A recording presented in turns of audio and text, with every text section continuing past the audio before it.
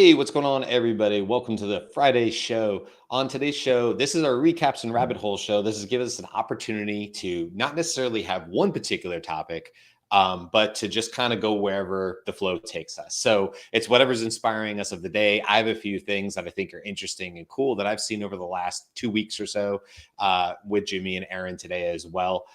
So let's just get into it. Let's get into all the fun of today. This is the Daily AI Show. Today is July 25th, 2025. And as I said, I'm joined by Jyunmi and very excited to see a smiling Aaron on the show today as well, who's been so awesome to join us. Aaron, welcome to the show again. And I'm glad you could hang out with us. Good to be back. You were telling me that it's freezing there. Yes. We're very close to, what did you say zero was in York? Was it 32 Fahrenheit? 32 Fahrenheit, give or take. Yeah, so it's only like a couple of degrees above that at night time here in Perth. So it's been very cold, and getting out of bed in the morning has been incredibly hard. Yeah, and also remind us it's morning for you. It's not or no, it's evening. It's late evening for you. Correct? Yeah, so it's just gone 10 p.m. here. 10 p.m. So we appreciate you pulling the late night. 12 hours ahead of EST, I think. Gotcha. Well, hi again to the chat people, Cisco, Greg, Jen, howdy all. Good to see you. And Aaron, just so you know, there's a little bit of a delay between me and you talking. So if it sounds like we're talking over you or vice versa, that's probably why. But hey, you're in Perth, Australia. So we deal with what we got to deal with on this Friday. So you guys were actually talking about something that's an AI topic that I want to hear you guys talk more about. But it quite literally is a topic I know so little about. And that's D&D. I know at least D&D is Dungeons and Dragons. That's about as much as I know about it. But clearly, that's a major thing. Lots and lots of people engage in it and love it. But I caught the first half of it as I was running around and getting ready for the show. Jimmy, you were saying that there was some public fear, or there was some conversation about how AI might get or not get involved with D&D. And I know, Aaron, you were talking about it as well. But Jimmy, can you kind of get us sort of just started on this concept or this topic? Because I don't know anything about it. So let's discuss. So I guess a quick little bit of context if you're not familiar with Dungeons and Dragons, it is a collaborative, social-based tabletop RPG, a role-playing game, right? You and a bunch of friends get together. You essentially play make-believe with a rule set and just have a grand old time imagining yourselves in these, epic adventures and things like that. So think choose your own adventure with a bunch of people at the table. Yeah. And so the discussion we were having was that as AI becomes more and more prevalent, and stewardship of Dungeons and Dragons has been put into question for those in the community. The stewardship of Dungeons and Dragons have been put in question for the last couple of years because of the actions of Wizards of the Coast, who currently own the IP rights and have been making the game product. Now, so most of the questions is how AI would be implemented in their digital products push. They've been pushing. WotC has been pushing digital products for quite a while, and that has had mixed reviews on that process, right? Some of the older players are like, what are you doing? Now I have to buy 2 copies of everything. Newer players are being introduced. It's become more mainstream to play Dungeons and Dragons. So there's definitely this old and new discussion that's going to be constantly going on forever. But one of the things about this AI concept is there's been a few ideas floated, nothing official, but you could potentially, or WotC could potentially build an AI model for either for like running games, taking the role of the dungeon master or the storyteller, these kinds of things.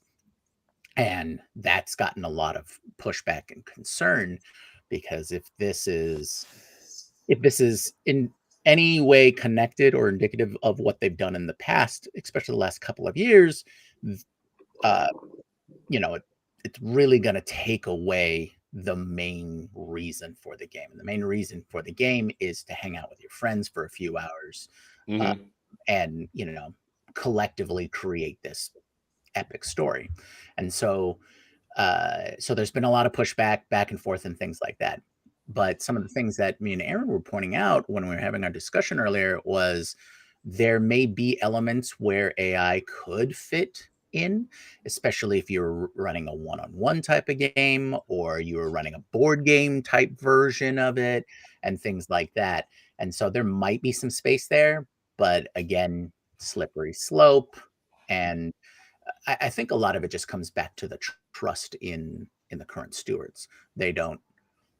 It's evident that they don't really have the player's best interest, and so perhaps any implementation is going to be tainted by that and just seem like a money grab.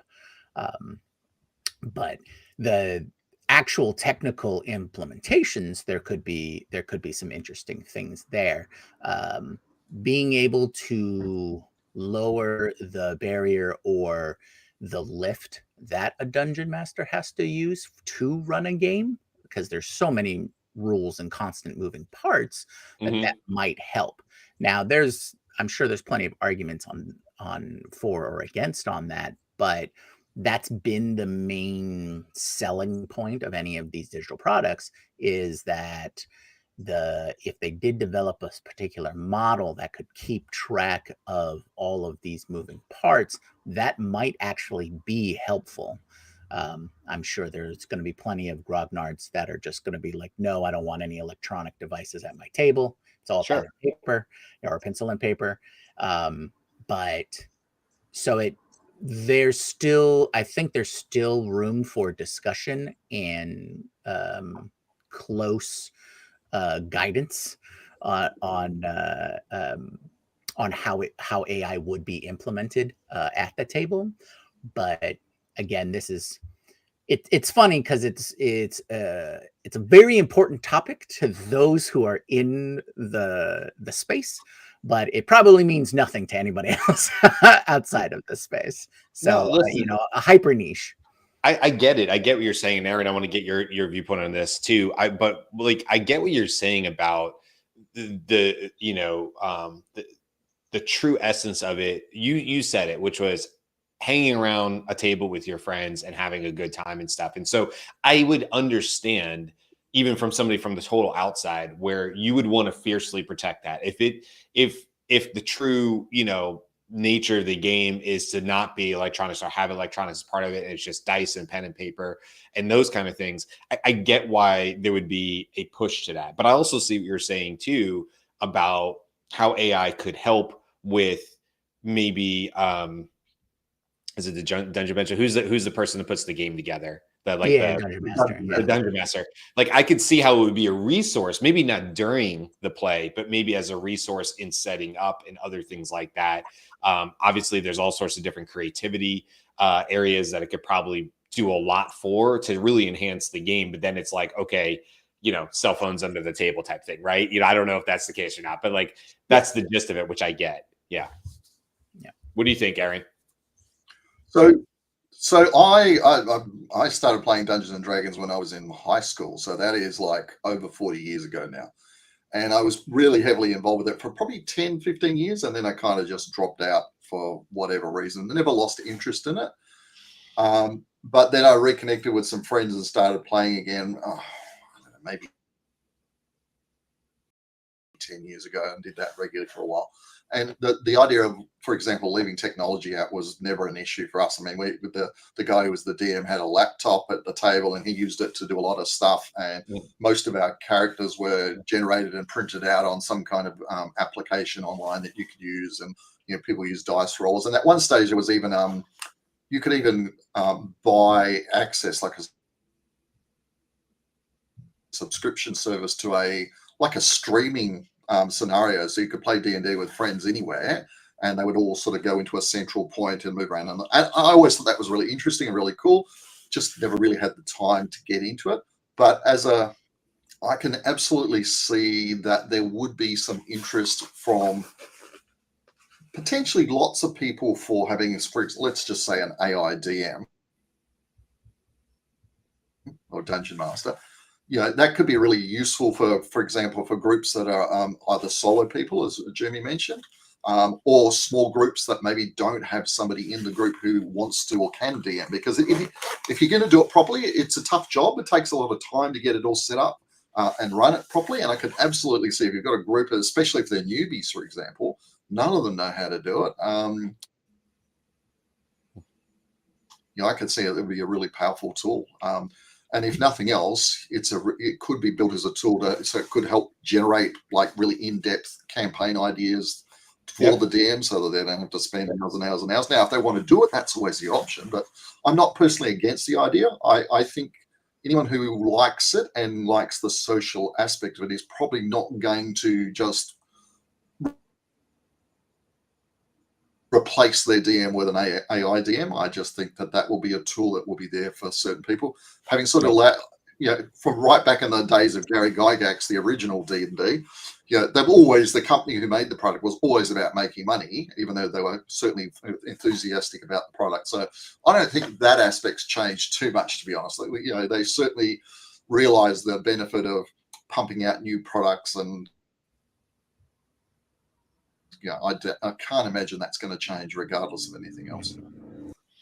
Well, I think I'm glad you guys were talking about it. It was actually kind of cool that you guys were just happy to be talking about it. It's kind of the point of the show today is like, what's on our mind, what's going on. And so it was like, I actually said to both Jyunmi and Aaron before we started, I was like, hey, that whole conversation, like save it for the show since you're talking about it. Now I have a few things. I don't really have a swerve from D&D other than to say helpful tools, agents, in that area. Two things that sort of happened in the last 2-3 days. One, I got access to Comet from Perplexity, and I hadn't really sat down with it. I know Beth had gotten access a while ago, and she sort of said the same thing. I haven't played with it yet. Well, I can't say a lot, but in real time, what I did this morning was, since I was resetting my computer and it was just time to do that and use CC Cleaner and dump out all the cache and all that stuff, I thought, oh, okay, this is what needs to happen. I need to, instead of opening Chrome, I need to open Comet. And so it took me a little while longer this morning because, of course, you have to go through and I'm logging in the places that I didn't have to log in before and so on and so forth. But I would say I'm pretty much up and running. And for me during the day, it's pretty much like a 2-screen effort. One of them is like fully scaled and all that. The second one might have like a personal thing, or might have DOS stuff that I've minimized on that screen. For all the stuff we have to do DOS, so I don't have to open it up every single day. DOS meaning the Daily AI Show, by the way. We just change it. But one of the things so that was the first thing. And so I can kind of show some of that, and we can look at Assistant Live and see if we can glean any sort of cool stuff. It would have to be literally from anything I did this morning. But the whole point of Comet, the way I understand it, is it's basically allowing you to search across your tabs. So you'll notice that you'll say like, well, what's the last YouTube video I watched? And then it might say something like, well, I went and looked for that, but you weren't logged in and it wasn't sort of up. And so it's not easy for me to go find that. You go, okay, well, that's valid. So the idea of just opening up Comet with nothing else open around you, to me, pretty quickly seemed like it wouldn't be a great use case of the tool. So then, like I said, I completely kept Chrome shut. And I've been using Comet at least this morning in the last few hours. And I think what I'll do is I'll do my best. I'm running the show, by the way, on Comet. So I wanted to see if there's any issues with Talk Studio, which is the product we use for the show. Doesn't appear to be so far, as far as, camera and all those kind of things. So, and by the way, it's built on the back of Chrome. It's the same technology. They just built a browser on top of it. It's like a wraparound for it. So it shouldn't be too terribly different. All my extensions came in and stuff like that. But the idea being that you have this assistant, and I think this is one of those things, Jyunmi and Aaron, where I think like a week from now, I'm going to be able to say, oh, you know what, like 5 really cool things I was able to do with Assistant. But truthfully, I think the power, the value in it might be that you would have had my normal full work week of stuff between the Daily AI Show and the newsletter that comes out on Sunday and the Conundrum episode tomorrow and all the editing that has to be done for that show. I do all of that. So like all of that stuff, all has 1,000 different touch points through Canva and back into ChatGPT, whatever. And so I'm really curious to see what kind of like helpful insights I can get using the assistant inside of Comet to go either take actions or go find something for me that maybe got buried 6 tabs deep, which quite honestly, if that's what it does really well, I think that's kind of a bump. I don't think it's a moat that you can get around like Chrome for. Like, I just think, okay, Google will have that too, and Chrome will have that. And then why would I use Comet? What is interesting, obviously, is if you do a typical query in the URL search bar, that comes up in Perplexity. Like, it doesn't show Perplexity, but it's Perplexity. So that's interesting because it's like it's popping up there and it looks like a Perplexity result as opposed to a Google homepage result. And that threw me off for a second on there. The second thing that's still running, and I can just show it on my screen, which I can't tell if it's being successful or not, is a lot of us just got, I would imagine, got agent mode overnight within the last 24 hours or so. It showed up on all my Teams accounts. I'm on probably 5 or 6 different Teams accounts for clients, plus my own, plus Scaled, plus, my regular one. And it showed up everywhere. So I'm assuming most people got it since I got it across most of them. And I just want to share my screen on, let's see, don't show me this again. I understand. Sorry, I just want to make sure I'm pulling up the right screen here. Yeah. I got it yesterday. Yeah. I think I haven't had a chance to use it yet, so that's going to be what I'll do over the weekend, is play with it. Me neither, really. I mean, we watched Karl do it, but I want to show really quick like what I did to see if it would work. So naturally, I would move towards like a sales. I'm a sales consultant, so I naturally move towards a sales related type goal. And so this is what I said. I put together a prompt here, and not to read the whole thing, but I just want to tell you what I'm asking the agent to do. And then I don't know, maybe by the end of this hour, this session today, or this show, I might have a better answer for you. But basically what it is the goal is you're a multi-agent team working as a sales rep for Asana. I just use Asana as an example. It's not one of my clients currently. Collective goal is to identify qualified, verified leads at marketing and creative agencies in the US who are likely to benefit from adopting Asana's project and work management platform. You will execute this by chaining a task across different specialized agents: the research agent, the fit assessment agent, the contact finder agent, enrichment agent, and messaging agent. Now, then what we're doing is like, it gives some context about Asana. I didn't give it like a knowledge doc or anything like on Asana for this. I just thought I would try. And then for our responsibilities here, we have a research agent. So this is where I think if it works, it becomes a super potential valuable tool, albeit not fast. There's nothing fast about what's going on right now, but that's okay. So if I'm a sales rep, one of the hardest things for me to do with AI right now is to do really, really high quality lead gen. I mean, what I mean by that is not the personalization, not the research. We've kind of crushed that. We've been building solutions for that at scale for quite some time. But inside of ChatGPT, if you're not to break out and go to N8N or build agents in other places with multi-step process and tie into things like Zoom Info and other places, it can be a little daunting to try to do real lead gen. And let's just kind of say what lead gen needs to be. Not only does it need to go research the right types of companies in the sub industry that would be relevant to Asana based on certain key criteria, right? That's first. But once I identify those companies, then I need to actually go and try to identify people.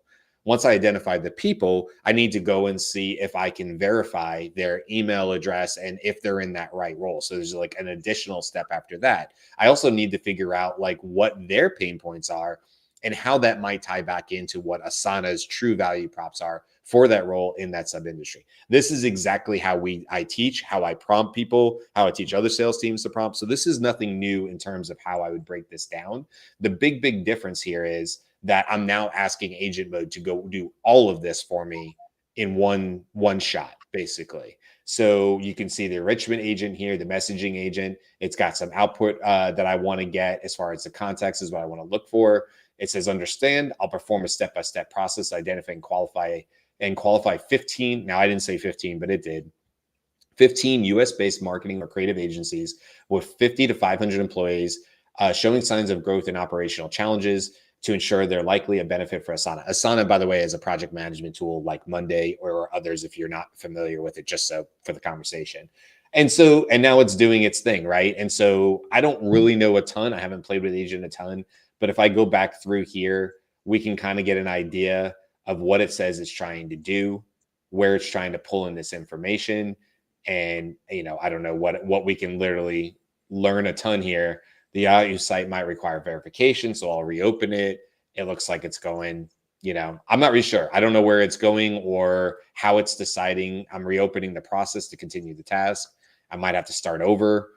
I can't answer whether this will be of value or not of value. It'll be a big waste of time, but this is what I want to see, right? Like we saw agent mode and it was like, buy me tickets or take me across the country to all MLB games and show me a path. And we were all, me and, Karl and others were kind of like making fun of it and saying like, that's not real life. That's not something that's going to help me, like great, I guess, if I have the entire summer to go see all the MLB stadiums. But this is sort of like the on the ground, boots on the ground type of solutions that I am currently actively building for sales teams, and where I see that maybe something like an agent mode could actually have a competitive advantage. What I worry about though is like every time, even if I use this prompt again and gave it to you guys and you guys are in agent mode, the problem I would see is repeatability and quality of results time after time. Even if this agent ran and did exactly what I wanted it to do, let's just remember, as soon as I give that prompt to a different agent mode on a different computer per se, or just a different browser, I'm starting all over again. And that's not actually how a sales rep would go and do it. They have a actual process. And so I'm curious, but what do you guys think? I mean, I know everybody's sort of just got general use availability, but this is how I'm thinking about agent mode. How are you guys thinking about use cases for it? I think you have you highlighted one of those key components that we have to remember as we're moving forward, is that it's always going to be slightly different. So this is not to replace automation, right? So things that need to be the exact same way each time, that's still where automation lives. What I think this really helps replace, and this is in combination with Comet and Dia and those we'll say AI browsers, right, is that transitional period to full AI first agent immersion, right? So these are the stepping stones. This is to train people's internet usage behavior to being more AI first until we get to our own personal agents who will just go out and do what we want, whether that be creating an automation because we want it like every week to run this thing, or do a deep research in these kinds of topics, those kinds of things. And so the I think agent mode and Gen Sparks and the the Manuses and all of them, they're there to help with that transitional period until this stuff is running in the background and it becomes more of a we consider it more of just a day-to-day task, right? It becomes a productivity tool as opposed to a huge chunk of what all of our daily tasks are. And I think that's where you'll get most of that benefit from. And we're still clearly not in the this is going to be the one. This is going to be the path, right? We're still trying out. Here's a possibility. This is another possibility, and we still have to stay platform agnostic a little bit because we don't know what those what's coming out next or what's going to prove out.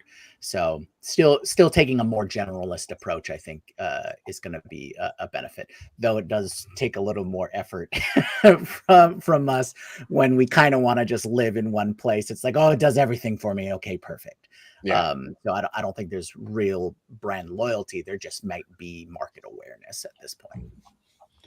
So Aaron, what are you, we by the way, everybody in the comments is saying, yep, just got agent mode. So, okay. We're saying it went generally available. That's what they say with OpenAI, but you know how that slow roll goes sometimes. But Aaron, if you're going to, as you're much closer to the weekend than I am at the moment, as you get into your weekend, if you were going to test the first 2 or 3 things, what immediately comes to mind for you? I mean, you've got such a marketing mind, obviously, but obviously you have, interest in aviation and a lot of other things that you've shared with us over the years. So like what would be a first use case or otherwise, either business or personal related, that you think you would want agent mode to be able to do? So before I answer that question, I just want to say something else first. So I had a conversation or a phone call with a client of mine yesterday, actually. And he's in the real estate game. He's a real estate agent. And we were talking about AI and that kind of stuff. And he actually said to me, I think one of the questions I asked him was something like, what would be your dream option kind of thing around AI? And he was basically, what he was trying to say is something that can help with lead generation, that does a lot of the, like identifies the prospects, makes some kind of outbound phone call to them, has a conversation with them, qualifies them, hands the lead off to him.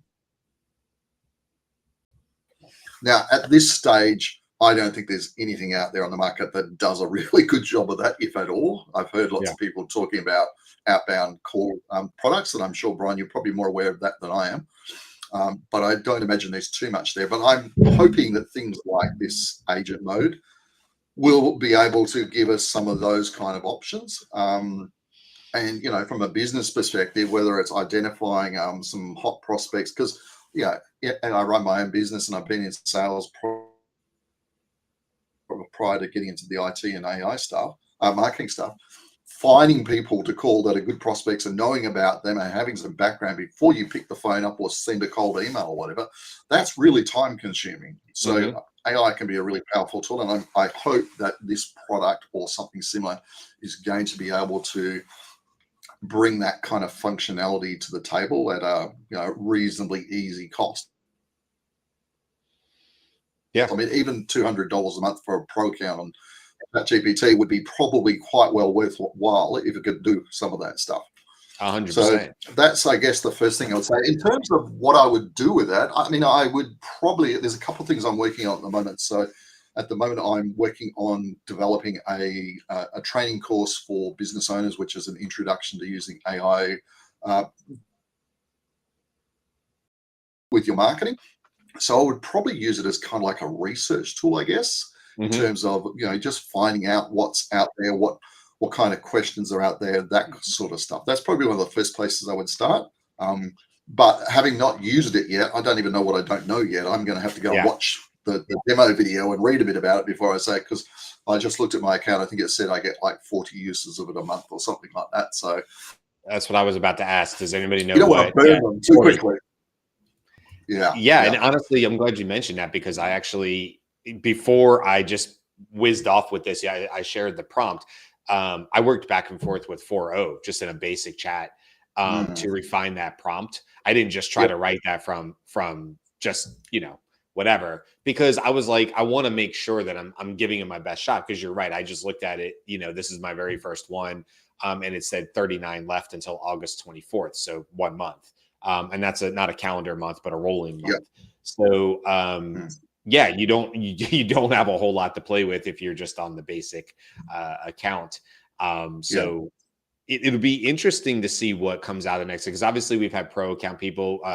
Karl has been on the show and showed some quick demos of different things, agent mode, but I don't even think any of those were necessarily a home run, Jimmy. If I remember, like none of them, he was like, "Oh my God, look what it's doing," type of thing. So it'll be really interesting now once X and all the other social media get a hold of this, even in seeing TikTok. I'll be interested to see, like on TikTok over the weekend, what kind of use cases people do and have like success with, because we all know there's like, we would call it building the Jarvis. And what we mean by that is like, there was all these N8N videos of, I built Jarvis, and it looks so cool on a thing, it's like, it's got so many nodes and things are pointing this way and pointing that way and circling back over here. And you're like, I don't know what that workflow is, but it looks impressive as hell. And then you find out that they can only run like 2 or 3 commands into it, and it will break 1,000 times or whatever, but it looks cool. And so like, I'm curious about the use cases that are definitely beyond look cool. I'm looking at it right now, by the way. It's trying to log into LinkedIn. Now here's the thing.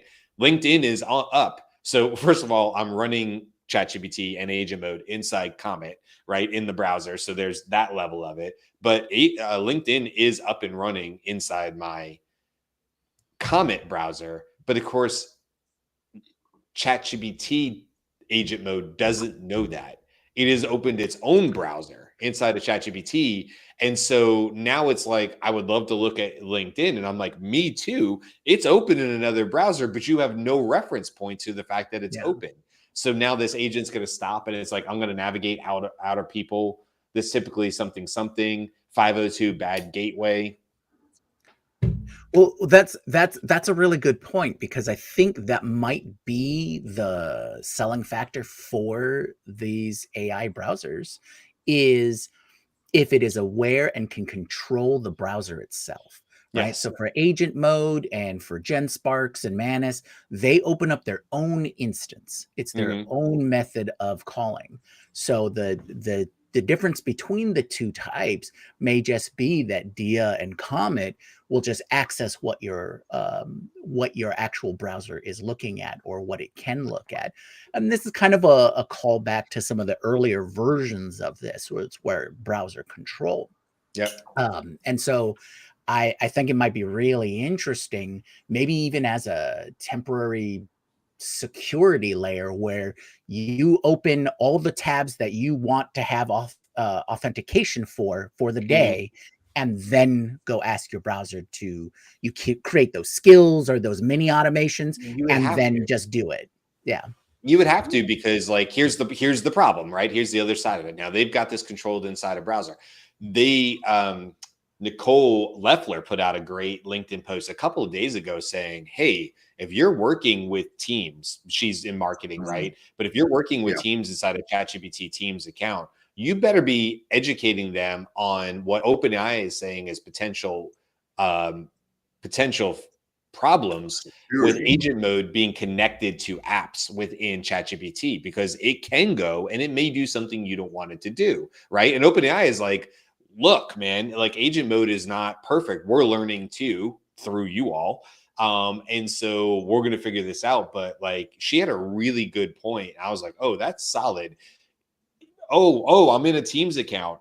I mean, not a Microsoft, but a ChatGPT Teams account. Oh, look, agent mode is here. Now that team is connected. You didn't do it, but that team is connected to some apps because the admin set it up on there. And off you go with a cool agent mode. And agent mode's like, cool, I have this access to these apps. And off it goes, looking at the access to the apps. And so you can see really quickly how some just employee not trying to do anything bad could potentially have negative outcomes, because agent mode took over, had connections to things they didn't realize they had access to, and away it went.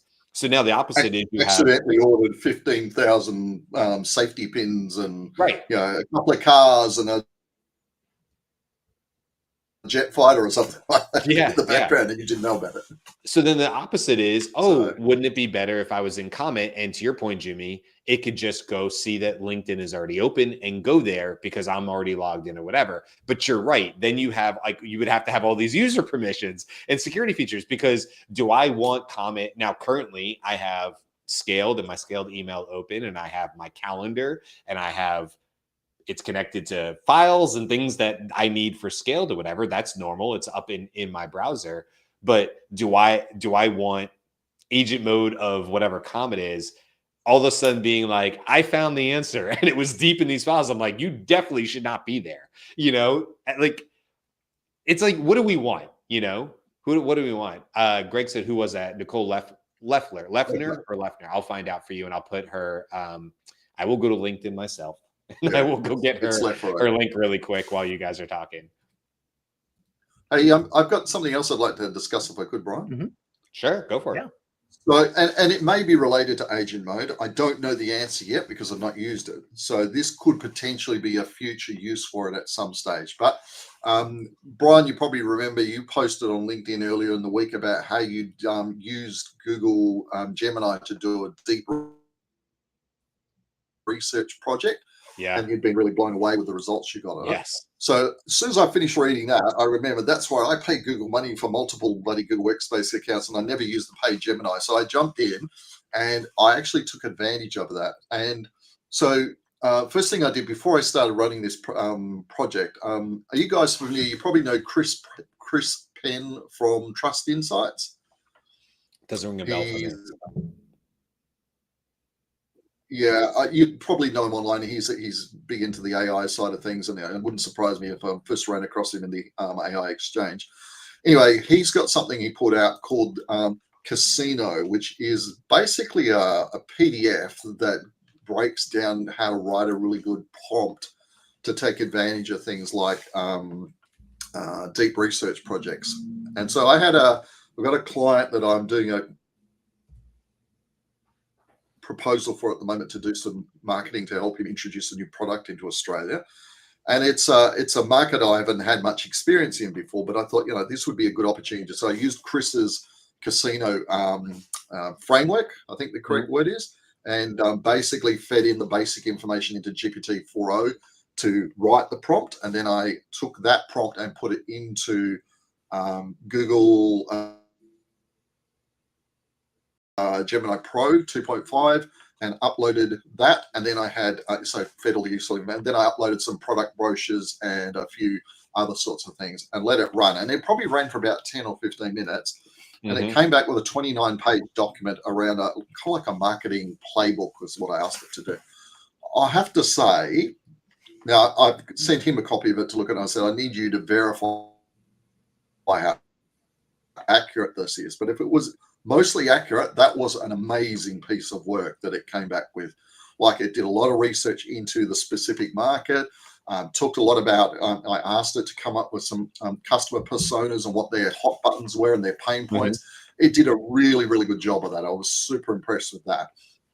So then I said, okay, that's good. And I then decided I'll do something a little bit different with it. And I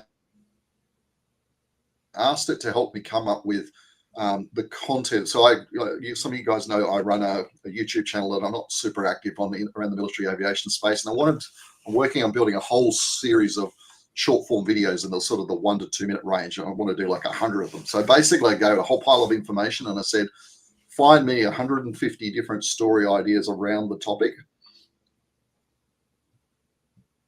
and give me like a whole pile of info from it. So it has to research the name, the plane involved, the location, all this sort of stuff, and let it run. Came up with a really impressive output after 10 or 15 minutes. However, it said it found enough to do 150 stories, but it stopped at probably 40 or 50, and I couldn't reprompt it to keep it going. So that was a bit of a downside. But what it did do, I was super impressed with. I think far better than what I probably would have got out of ChatGPT's deep research mode in 03. So I'm definitely going to start using Gemini a lot more just based on those two experiences alone. And maybe agent mode in ChatGPT might be able to do a lot of that stuff in the future as well. Well, that's actually a good point, because when I use deep research in ChatGPT, it's always going to ask you those a couple of follow-up questions after you put in your initial prompt. But I don't like that I can't, it can't interact with me conversationally as it's doing its deep research to update and continue. And I'm sure there's certain limitations on being able to do that. But agent mode does have that interruptibility. And agent mode is supposed to be, they bill it as deep research, plus operator together, right? And they're supposed to work synergistically. So while it is based off of 4.0 as a model, as opposed to like 03 or something like that, there could be an application of, if you're looking for that kind of interaction with deep research, you could try to do it through agent mode. I haven't experimented on this, but yeah, Aaron, you just gave me that idea. It's like, well, if I just want to be more conversational with it, and I notice the kind of thinking it's going through, the reasoning it's going through, I can pop in and go, oh, don't forget this, or what have you found so far? This, oh, then let's go down this different path, or something like that. So that might be an additional. Once you kick off deep research and the other guys, they just keep going until they finished. Yeah, and I think you guys are showing two use cases, right? There's the set it and forget it, And then there's the, I want to have a conversation or learn along the way. And I want to guide the research, the deeper research as it's going, which I see value in both sides of those. Yesterday, I noticed, and I actually put a LinkedIn post about it. Yesterday morning, this is crazy to me because it just shows how quickly we get so used to using AI tools and we don't really we don't think about it. It's like, I always think about how like Sam Altman says, well, maybe AGI is really here right now. Like, and if it was, would we have noticed we passed the threshold? And I think there's a lot to that idea, that concept of you just get so used to being able to do things. You get so used to one day you don't have cell phones or smartphones in your hand, and then you do. And one day you can't watch videos in the car, and then one day you do. But do any of us remember the first day that we could watch a full uninterrupted 45-minute YouTube video while streaming down, screaming down the highway at 75 miles an hour, and it didn't blip once or cut out? Like, one day you couldn't, and then one day you could, and then like it was just better. The cellular, whatever, right? The towers were better and all that. Well, I think about that because yesterday I had this moment where I thought, okay, I need to post about this. And it was basically saying, hey, I have 5 reports running right now. 3 of those were in 2.5 deep research, right, in Gemini. And 2 of them were using, one of them I think was just the regular Perplexity Pro deep research that they have, which I find really valuable.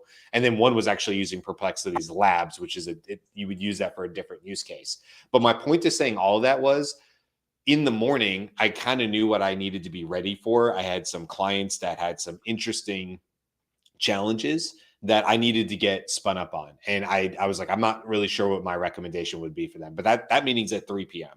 And then I had this other thing that to do. And then I had an internal meeting about another kickoff with another client that's happening next week and so forth, like most people's workday. And so I had set these researches up to go do them. Oh, one of them was for the show, for yesterday's show, because I wanted to get spun up a little bit more. We were talking about yesterday's show. If you go back and watch, it was all about China and EVs, but AI within EVs, and then really just the competitive differences of China and how they're able to do what they do. And so I was like, I'm not an expert there. Clearly, we're always trying to get ourselves to a level where we can have a great conversation on the show. And I used the deep research from Gemini to do that. And I just had this moment of like, do I have 5 different coworkers doing work for me while I'm currently working on a completely different task? I literally set them and forgot them, the set and forget type of thing, the easy bake oven, set it and forget it. Or no, that was the George Foreman grill, set it and forget it. And then I was like, when I need that, it will be there for me. And so it was probably several hours later. I mean, the show came up first, but it was several hours later. And I was like, okay, I'm about 30 minutes out from having this meeting.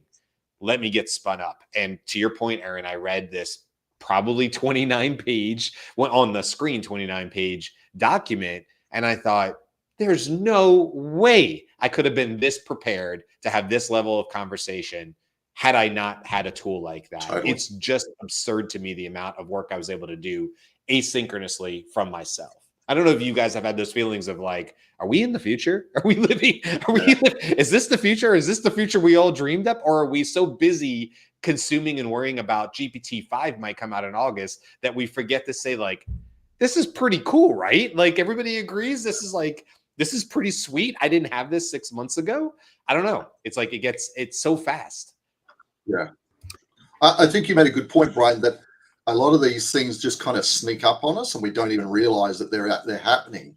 And so I think where that's going to be really interesting, because we are, we're AI nerds. We're on the bleeding edge of the industry. We kind of take a lot of this stuff for granted.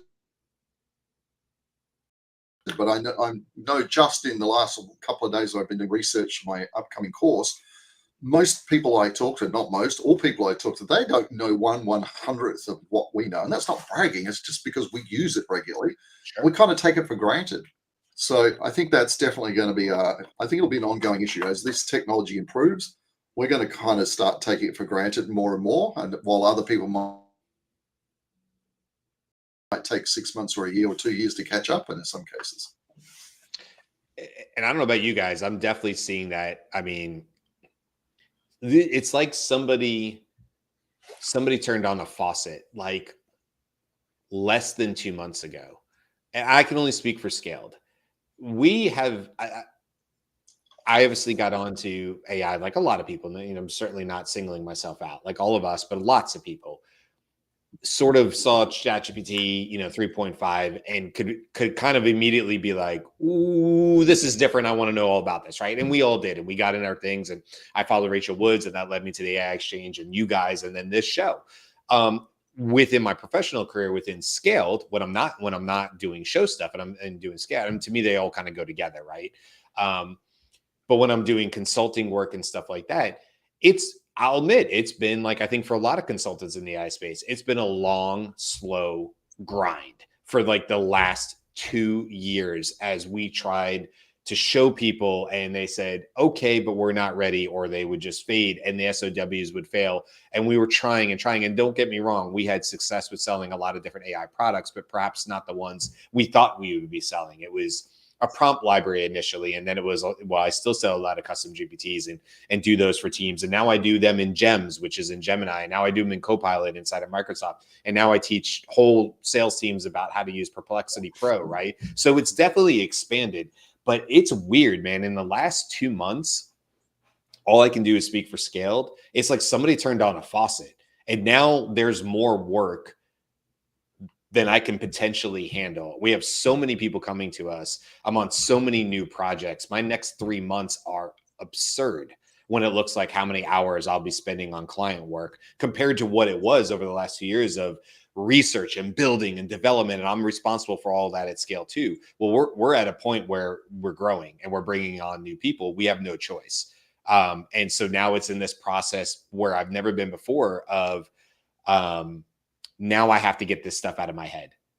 I have to get out of my head and on a paper. And I'm going to be using all the tools we just talked about, the deep research and all that, to help me get the process of how I do what I do out of my head, because it's of no good to Scaled if I'm the only one that knows how to run this process from front to back, And so we need to scale at Scaled, and this could be a roadblock if we're not careful about it. So it's great. We've gotten exactly what we asked for, which is to be busy with doing AI work at Scaled, and we couldn't be happier for that. But it's brought on a whole new level of challenges, and all these AI tools get sucked up into that. And then I'm like, okay, now I'm running as 5 different people in the morning, because that's what it's going to take to keep up with this new level of what our clients are demanding. It's very exciting. It's also very scary, frankly. It's stressful, all the things that go along with that, because careful what you wish for type stuff. I just wish more people would be paying attention to AI. Guess what? they are. They've come a calling, and they're ready for their solutions. And it's really exciting. It's an exciting time. I think the reality of life is that the average man and woman in the street, as it were, still doesn't know what they don't know about this stuff. And I think it's going to still probably take a year, maybe 2 or 3 years before it really starts to sink in with a lot of people. And in the meantime, the only real concern I have there is that, how much is this going to start impacting jobs? And that's always been a concern or a fear I've had for a while. That, I look as a marketer, half of what I used to be able to do and charge people for, I can't now, because a $20 a month ChatGPT account, when you know how to use it properly, can do a better, quicker job than I can. Sure. Yeah. That's the reality. And so there are a lot of people in my industry who've either, and even people in marketing agencies, who are either losing clients or losing business or starting to struggle because tools like ChatGPT and Gemini and that stuff are already replacing what we do to some extent, and that's only going to happen more and more and more. So there's a downside to it. The upside, I think, is it's exciting and it's great if we can sort of improve our productivity and do more and cool and interesting things. And if you're a tech geek like all of us, it's really cool to see all this new stuff. But the next few years, it's going to be a really interesting roller coaster ride, I think. Well, I am glad you brought, as we're sort of wrapping up today, like I'm glad you brought up hiring, because that happens to be one of the topics for our show next week. So let me actually talk about next week, because Anne Murray, who you guys might remember, is a friend of our show. She's phenomenal what she's doing with She Leads AI and her organizations. And we'll actually hear more about that.